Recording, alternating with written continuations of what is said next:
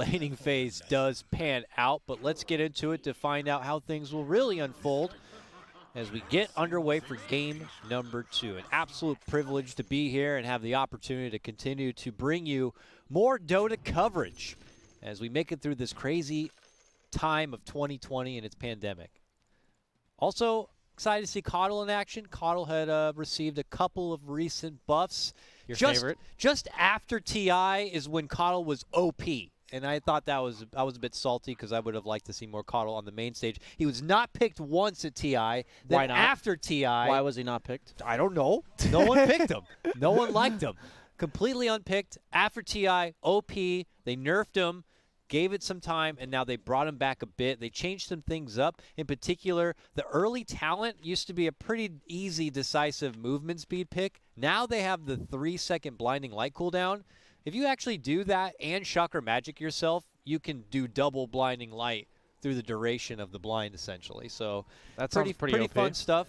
And of course, his big, white hole, if you will, had been buffed with the, I believe, how long it lasts, how many ticks it does, and it's also harder to take down. They give it a lot of little talent buffs. So basically, just made all of his numbers a little bit better. Yeah. I think Coddle Bristle is quite scary. I had the privilege of playing that myself in a pub, and it is, you just push W a lot on Bristle, and then you can push it even more because you get more mana, and he refreshes the cooldown, and you feel real strong, and you farm faster. Try to look out for early stacks that MJZ is going to give to the Bristleback. Yep. It's really all about that timing they want to hit because it's the same thing as last game, right? Spectre, the late game, PL was the last game. It's all about Thunder Predator putting enough pressure on before they get there. But Hector, I've seen him, man. He farms on heroes like Spectre like no other person that exists. I don't get it. He just comes out with more net worth than you could ever imagine on heroes that aren't supposed to have it. So definitely giving it to Hector that he's probably going to be able to pull it off here. For sure. Everybody might get caught up in all this funny little shenanigans with your core DPs and Ember Spirits and such, but it is going to be the Spectre who is the dark horse of this match and could be the problem later on, if not addressed. Certainly early on, we see Thunder Predator trying to pressure her out, but the laning equilibrium's already good for the bottom lane. They have it near the tower. Laylis, though, on this Snapfire is eating quite a bit of damage, has to chew through some early tangos. But they're going to make the most of it. It is an interesting setup because Frank is a core playing the NP and has the Ember Spirit by his side. It's just such an unusual laning phase. There's Matthew, though, gets taken down. Just to jump in from the Snapfire is all it takes. Got to be careful. Ember Spirit, dual lane. It's a little oh my god, the mid lane. He just took like 500 damage. I went there and the bats were out and she was dead. Yeah, she was 60% HP and then she was dead. That was interesting. That was a nice little glimpse into what's possible with this core Shadow Demon that Cap was talking about with that level 15 talent. What I will say is I've seen probably 25 plus 4-position Ember Spirits in my North American pubs. And this includes South American players in the North American pubs. And I was wondering if we were ever going to see 4-position Ember Spirit in competitive to some extent, or if it was just a meme. But this is its first debut that I've seen so far. Mm-hmm. It felt mixed results, from my opinion. Okay. And it's like a nice independent puck-type hero that offers some catch and can kind of split push. But then at the same time, it doesn't really help the team at all. So, oh my God, Chris Luck just took 90% of his health in one set of shadow poison. Holy moly! I was keeping focused. Mid lane was getting quite close. Meanwhile, bottom Cookie push forward is successful with the stun. The slow's there, but not enough of a follow-up. The chains is there, and they're going to get the takedown of Laylis. It's Matthew who picks that one up, and Thunder Predator. Very secured there. Meanwhile, Schofield getting in action himself. They trade blows. He tossed him, and he quilled, and then he landed and died. So the quill killed the Tiny, and then he landed and died. That was pretty funny. This is ridiculous. As I check back mid lane, it's so low. Yeah, both heroes back and forth, and nobody else in the game has time to help this. You know, usually you have a 4-position roaming to tilt the balance of both these low mid laners, but too much going on in the side lanes right now to be to interfere here. I was gonna say, Crystal even has a salve, continues to sit on it, but there, we'll decide to pop it out. And what's Schofield and MJZ up to here? Oh, gotcha! Ha-ha, nerd! Bumped him up on the cliff. What are you gonna do about that? What are you gonna do about that? You got no TP.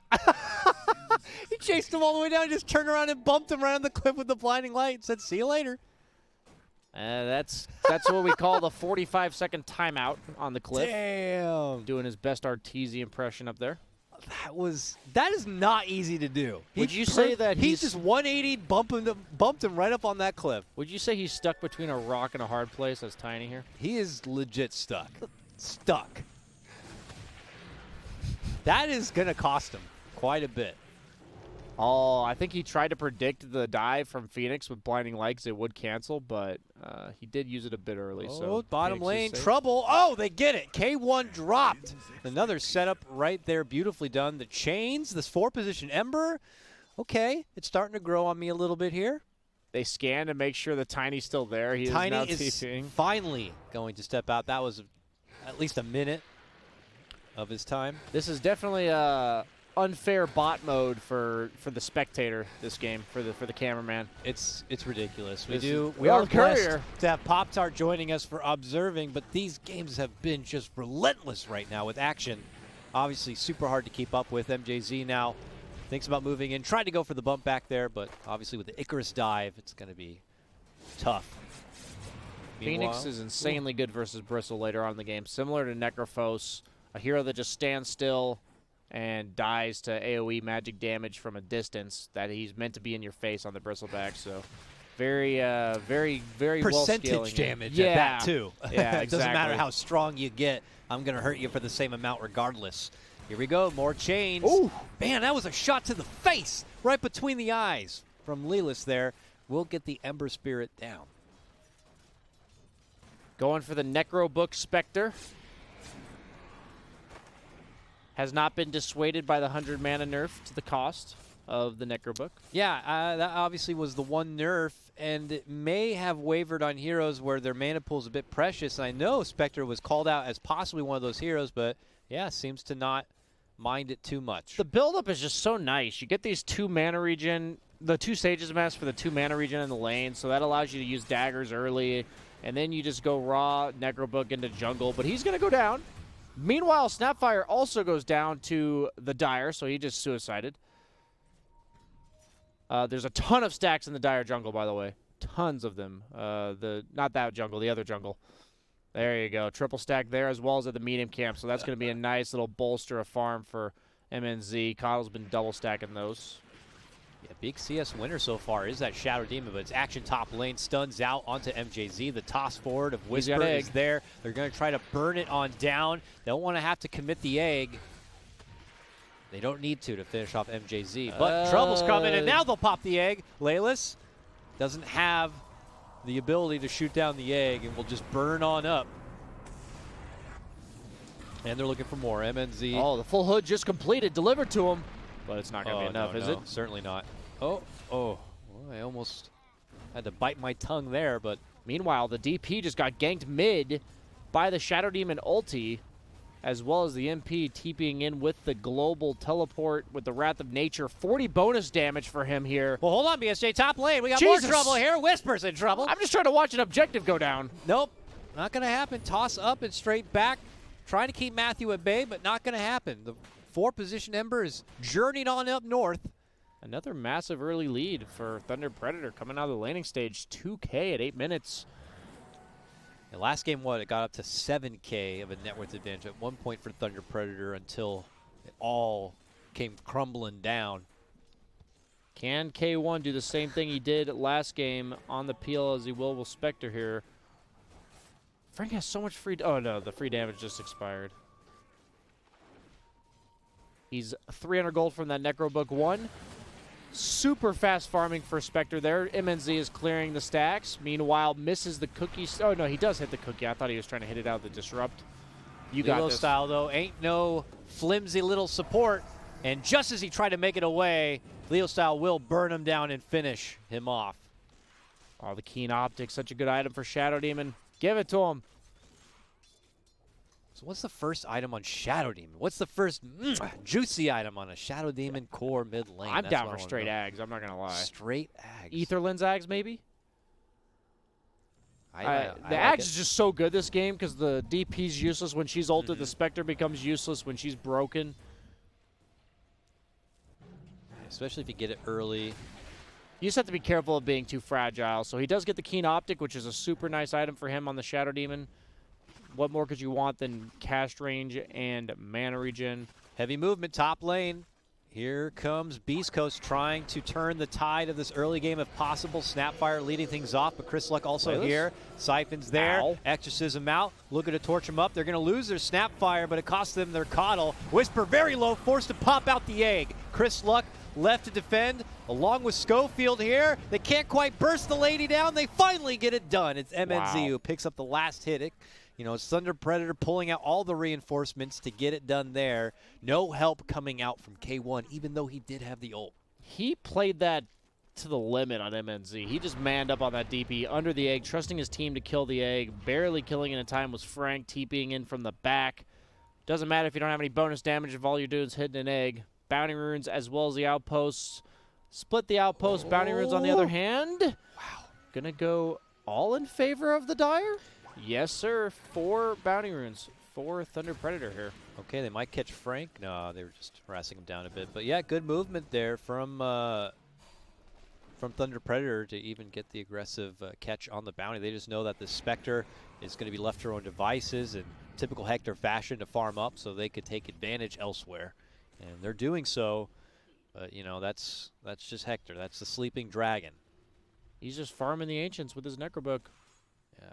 That's what I think is the big deal about Spectre. If people are watching, wondering why it's such a big, why people are favoring this Necrobook, is it turns Spectre, who isn't previously an Ancient farmer, into an Ancient farmer. And if you open up that much farm for yourself on the map in terms of XP, it's just so nice. It's basically a Midas that gives you some mana regen and strength. Yeah, certainly also if you're not going to get threatened at all from the opponents while doing so, you can kind of be left to your own devices and still be able to participate in fights with that ulti if deemed worthy. Bottom tier 1 is drop. The Dire just pick it up. No last hit going to be there for MP. Meanwhile, top lane. Ooh, here comes Matthew now, putting out a full assault onto Little Snapfire, and they get her down. White Hole gets dropped. They are going to be able to pop it here, but the setup for Schofield is going to be successful. They're not done yet. Hemorrhaging kills now could be Beastcoast as Whisper's forced to dive out and away. The blast comes through. Matthew on the chase. The egg has got to be popped. Frank thinks about hitting it, runs out the other way. Matthew does end up getting burned. Chasing a bit too far for that one. This Necrobook mana cost is definitely hurting K1 this game. He's used it twice, and he doesn't have any mana to participate in these fights. Chris Luck's here. They try to bump him back, but he gets close enough. Leo style. TP out, no way to cancel it. Well, he ends up using the Haunt, but he does not have mana to dagger. I'm kind of just paying attention to how big of a nerf this was.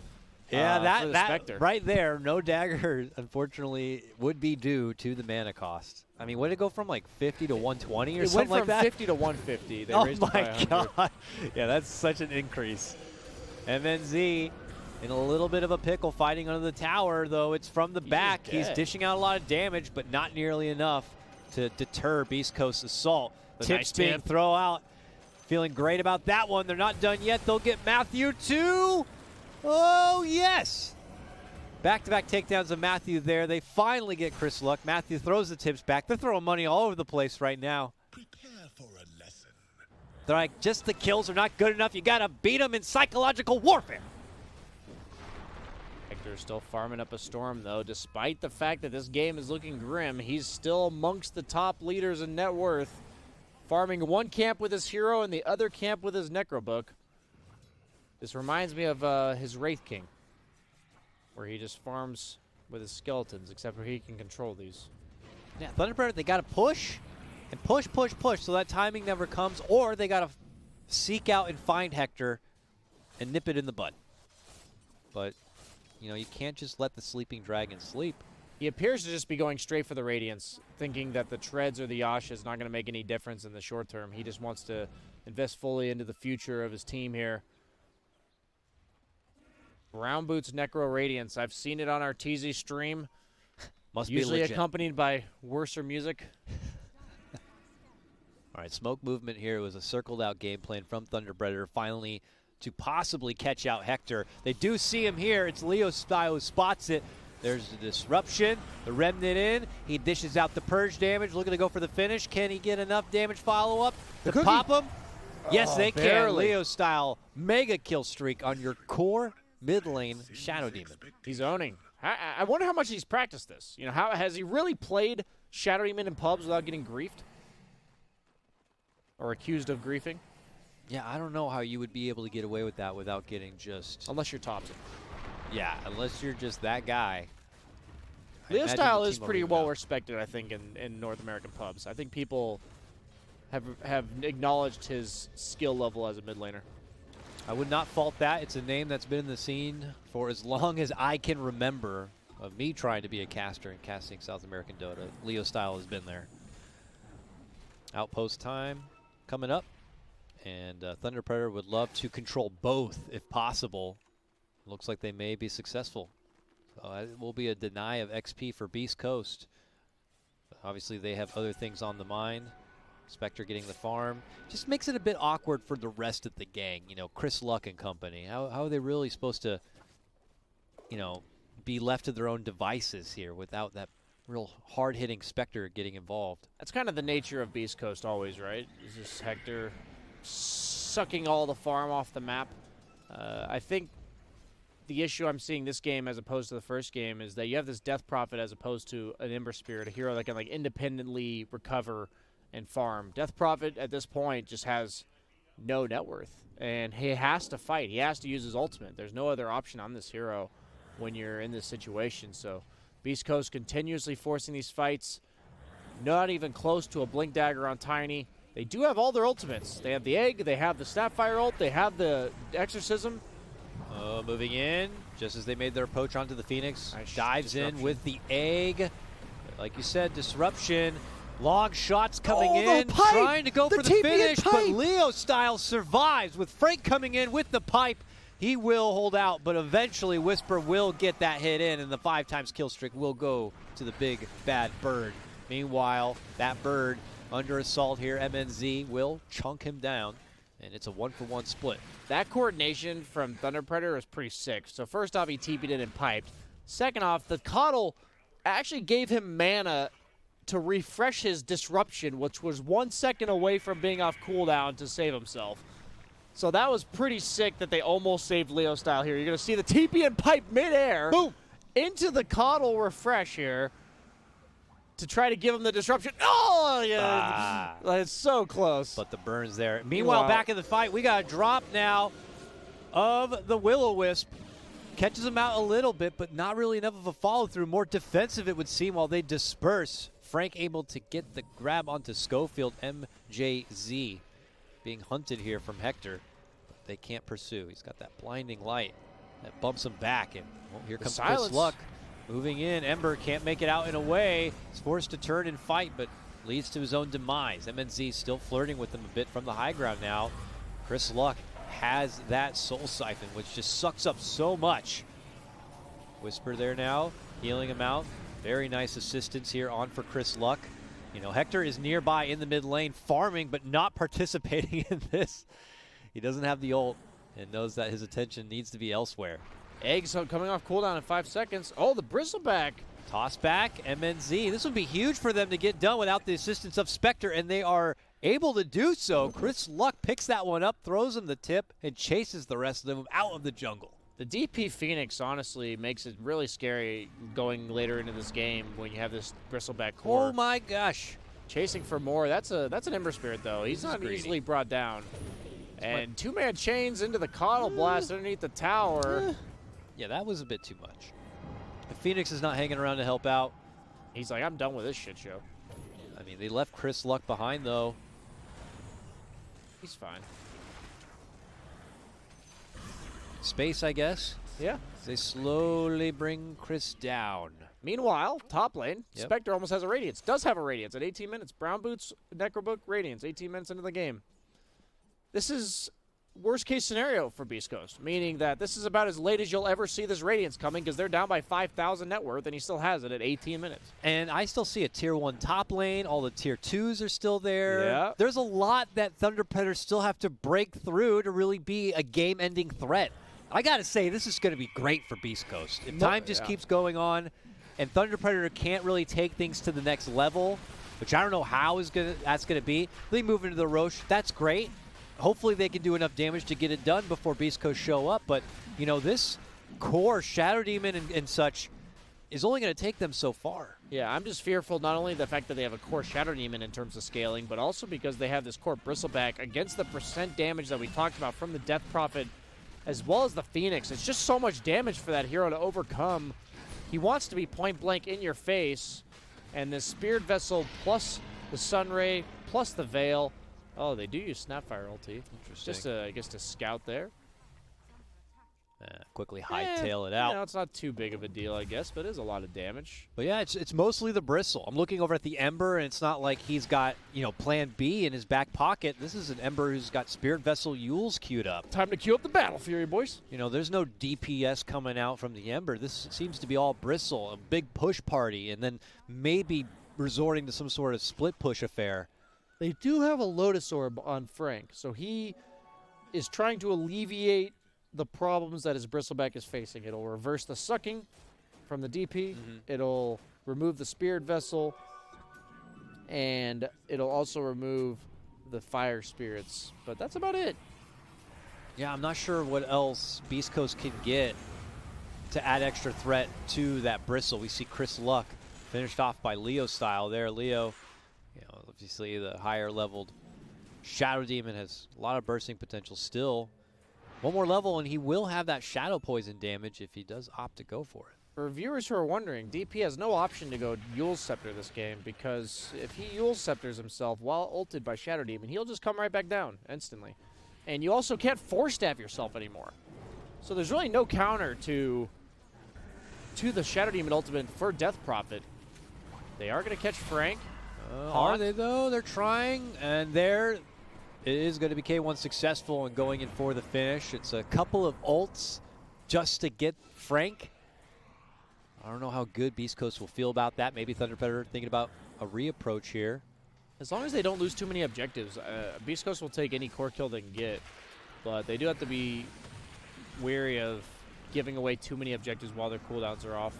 Tiny does have the Blink Dagger, toying with him a bit. Yes, he does. Oh, gosh, Hector, no. no. Whoa. They found out little Spectre here and got the jump and got the finish. He knows he needs a Manta ASAP just because of all the things that he can remove with it. Now suddenly they're knocking on this tier 2, and Schofield may have to cut the creep wave a bit to alleviate possible pressure here. Uh-oh. He could just TP. Oh, he doesn't have one. Never mind. He cannot TP. Bounty Rune. Drive by. Nice. Value. Good space. Nice Avalanche. No problem. He's fine. He has Frank- a Quelling Frank Blade for the TP? Sprout. Oh, God, the blink range on that. And he has 100 cast range talent. He has so much cast range. He has the Ether Lens plus the Keen Optic plus the cast range talent. Yeah. That is a huge AoE. Huge amount of range to work with. Well, Hector, lesson learned for that fight. Back to farm.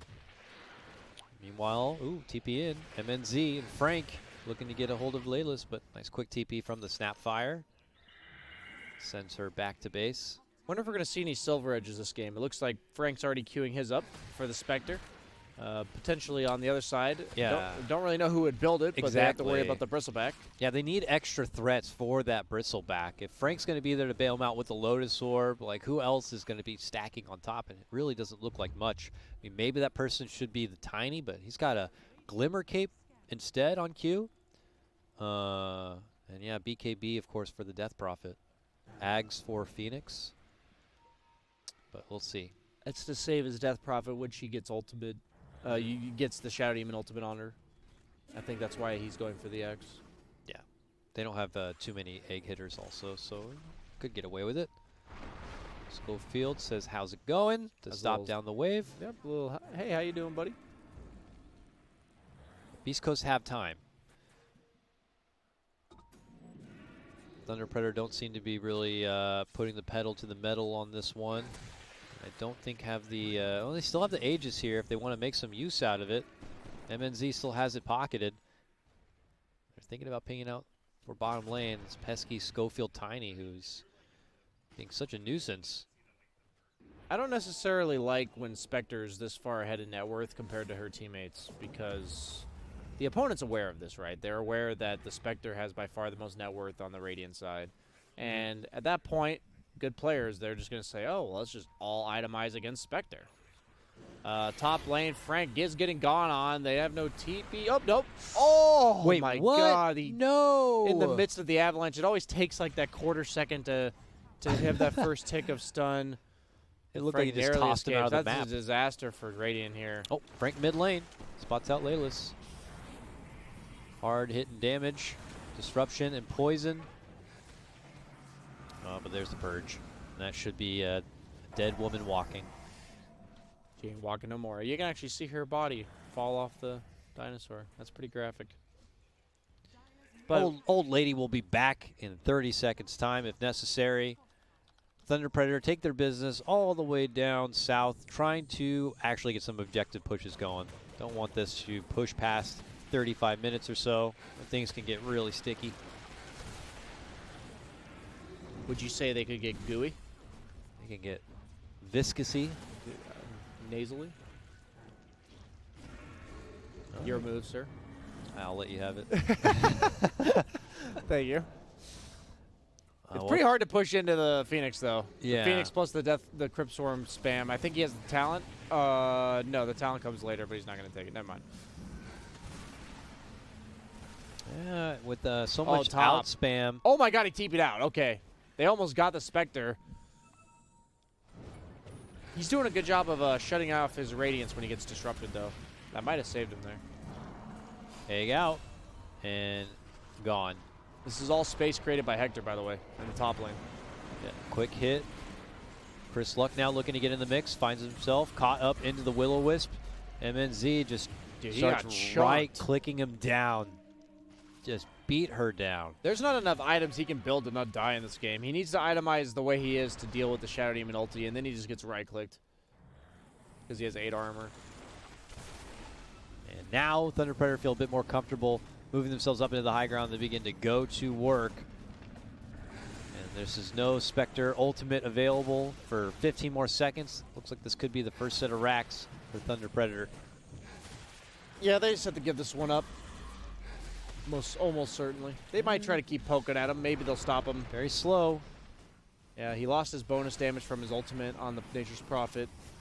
1 second. Haunt is available now if they really want to defend this. Oh, they might prolong this as long as possible, such that, yep, the Haunt comes out. There it is. But at that moment, Leo Thunder Predator immediately pull off. Blinding Light bumps him back. And he tries to put the focus on the Leo style. Successful there. Toss up and down. Frank's also gone. That's double kill for Hector now. And they kept the racks. That's a disaster. He's got the full Manta already done. 600 gold to boot. Whisper's looking for more. He's got the net of clumsiness. Toss up down. Ooh, big shot onto the keeper. And with that earn and burn, he is done for. Back on the other side now. Chase is out for MNZ.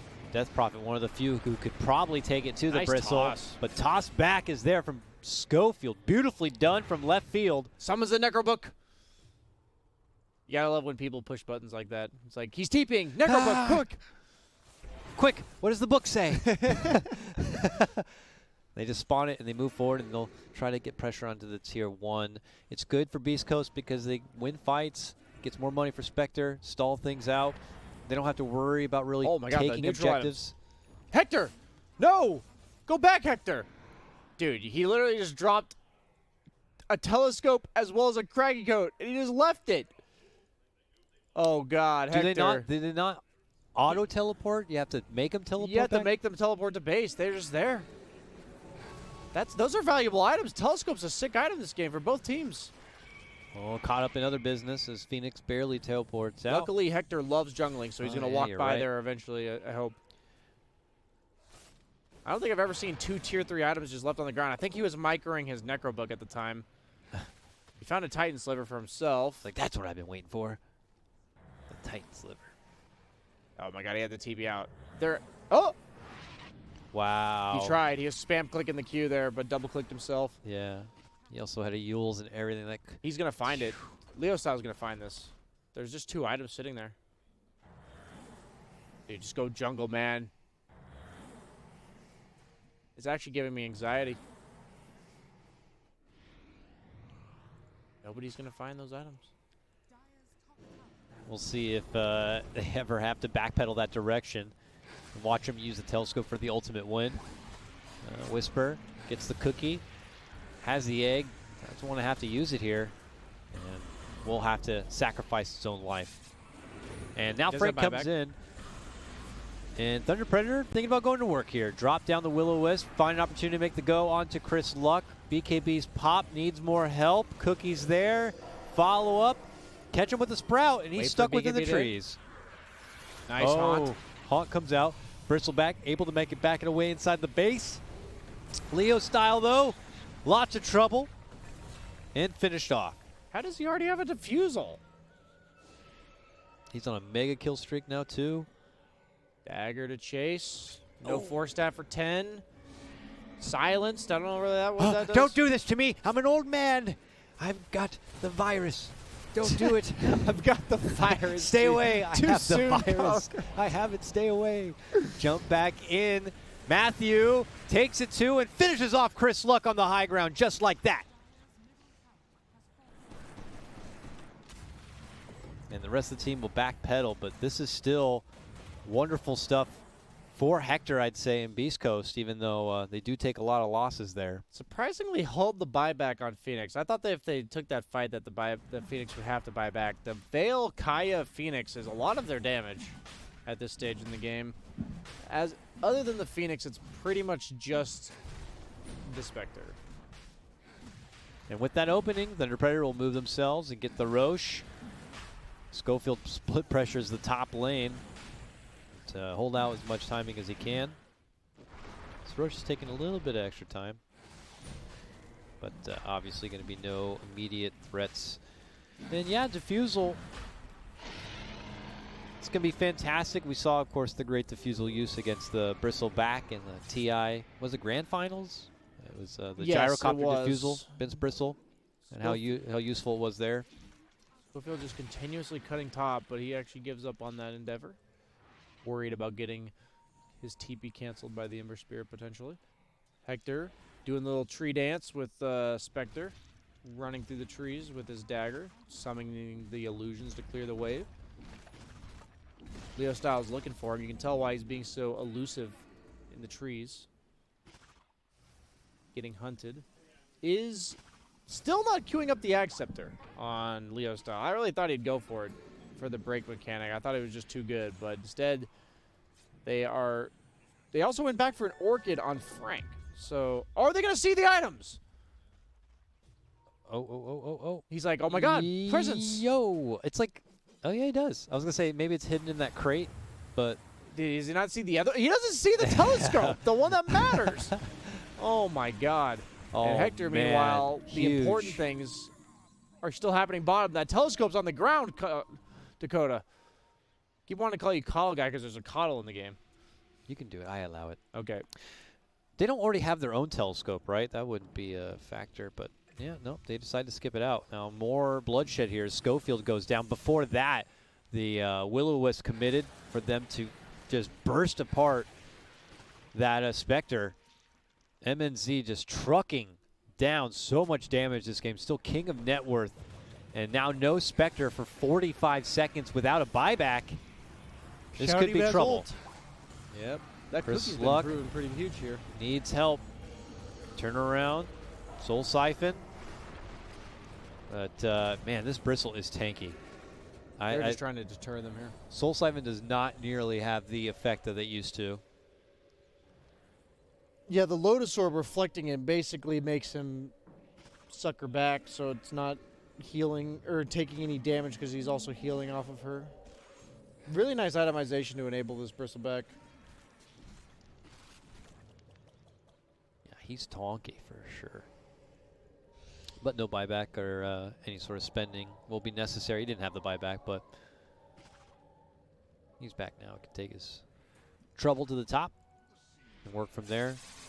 Beastcoast just kind of leaning on the clock as best they can.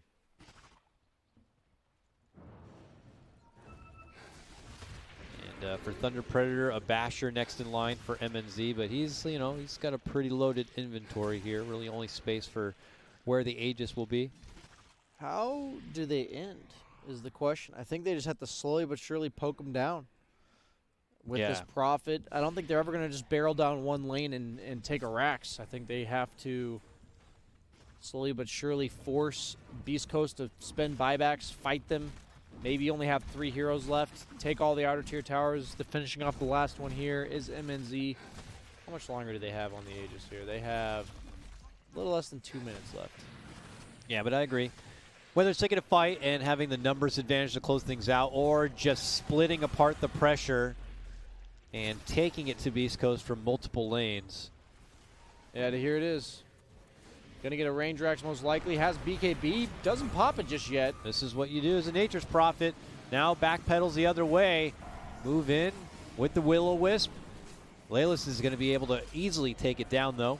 No BKB Prophet. Swinging in. There goes the Phoenix Egg. MNZ immediately He tries can't to kill crack that. it, but he has to change his process while Hector takes it to the back lines. He's going to get hit with disruption, though, and that holds him off. The chase continues. Leo style does get finished, but MNZ is the big hitter, and they have to leave this bristle for last or just avoid him altogether. He is too much trouble. Wow, Prophet goes down right before he finishes TP in the back. Meanwhile, Ember could be next, is next.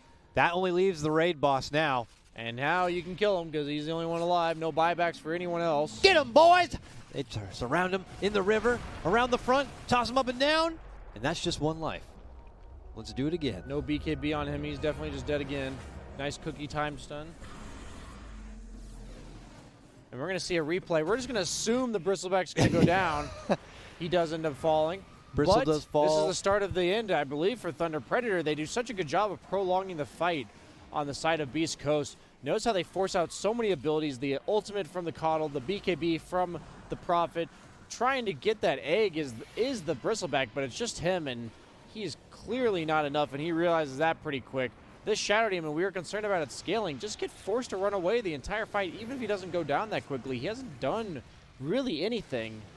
Does go down, and just so much crap that Beast Coast can just throw, right? Like, you have the Snapfire ult, the Tiny Avalanche, the Snapfire. Yeah, I said the Snapfire ult, excuse me. The Spectre ult, the Phoenix Egg. Yeah, it's chaos for sure. Like, imagine playing it from the opponent's perspective, where you're like, when do we cast spells? Like, there's just so much crap in front of us. Most of them are there to enable the Bristleback, but when they all get jumped, it's just it's absolute chaos there. As we see Whisper dancing around a bit with Matthew. It's K1 stepping in, and he's back on a killing spree now on the Spectre. He had a BKB queued up, but now that they won this fight, he's like, screw it, Scotty boys, let's go. It's pretty nice against the 3 ranged heroes, especially 2 of them being cores on the side of Thunder Predator. Scotty does go up in value based on the opponent being ranged. Beast Coast all as a team towards the top lane now. I haven't really seen him in this kind of offensive position really since the early game, it feels like. But here they're able to kind of secure the outpost. He actually buys a BKB with the ultimate orb, so he TPs to base, has a haunt, has BKB. Spectre's pretty scary, still down by 6,000 net worth though somehow. Yeah, Bristleback and Nature's Prophet both helping, because when you look at the next biggest net worth for them, it's not really that high for both teams. It's the Phoenix and then the Shadow Demon on the other. They're on the Shadow Demon bottom. Haunt Chasing is him used out. aggressively. He got glimmered and force staff. Yeah. They're doing everything they can to catch him. Frank puts himself into the fray, forced to pop the BKB. Snapfire ult launching from the back lines. Schofield moves in, tries to do the 1-2 punch on the Coddle, can't quite get the finish there. And the chase is on. Laylis stepping back, but K1 is the big target, able to make it to the low ground. Matthew will not let him up. He finishes him off. Matthew tries to make it out the other direction, will survive for now, while Chris Luck is stuck dealing with MNZ and is not going to be able to make it away. He just tried to man up and kill the Coddle ult for the Spectre BKB, but Bristleback was just chunking him the entire time. He took so much damage during the time he spent hitting that. I don't think Hector expected that. And he just got chased away with no health. And I just want to say that I believe they got the telescope on the Dire side, because there's no telescope there, and the Shadow Demon now has a telescope. By Watson, I think you're right. Shadow Demon may have the telescope now. I don't know if it's going to be a game changer at this point, but that fight certainly has propelled Thunder Predator on the up and up here. They get to finish out the bottom set of racks, and they still have 40 seconds before the Spectre can even come and contest. This is 2 sets of racks. Are we going to get more? And Matthew takes out Laylis, you know, just throwing their bodies into Thunder Predator, trying to slow them down, I imagine. Yeah, still 20 seconds. Well, that's going to be unfortunate for Beastcoast and Hector if it's all for naught. This is a Hector move if I've ever seen it. He doesn't have buyback in favor of having an ultimate orb in his inventory. And that is Megas. So Beastcoast, if they want to keep this one alive, are going to have to do it through Megas. Oh, no my buyback God. on Death Prophet, so that's looking like a GG. Oh, no. Spectre and that's Phoenix tier against fours. the world. And this is going to be a final hurrah for Beastcoast, it looks like, as Spectre returns, pops out the ulti. Thunder Predator come together. They look to converge, trying to see if they can snipe down Matthew, but he'll commit the egg. And they quickly pop it. And that is it. Thunder Predator, not the same story we saw in game number 1. This time Thunder Predator are able to hold and maintain their advantage throughout the whole game and will not let Hector do his Hector things, but not